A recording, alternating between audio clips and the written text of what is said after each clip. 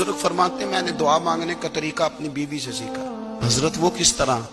فرمانے لگے میری بیوی نے نا مجھے کوئی کام بتایا، کچھ پیسوں کی ضرورت کے لیے کہا، تو میں نے اسے کہا کہ بھئی ابھی میرے پاس نہیں ہے، کچھ دنوں میں آتے ہیں تو میں دے دوں گا۔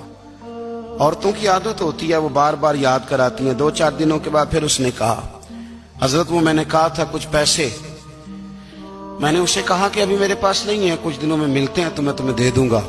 اس نے کچھ دنوں کے بعد پھر کہا حضور وہ میں نے کچھ پیسے کہے تھے۔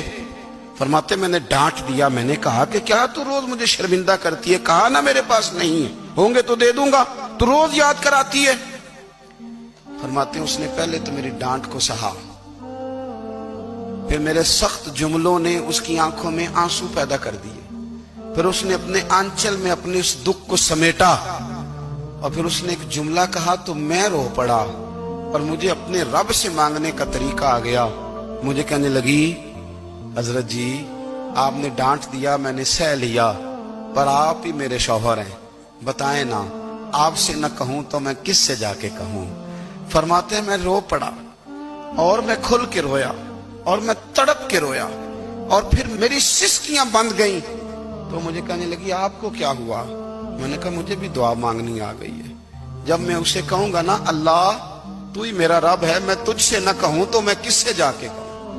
میں کیوں کسی بندے سے سوال کروں؟ میں کیوں کسی دنیا دار سے کہوں؟ میں تیرے بندوں کا، نیک بندوں کا وسیلہ لے کے، تیرے محبوب کی غلامی لے کے تیری بارگاہ میں آیا، تجھ سے نہ مانگوں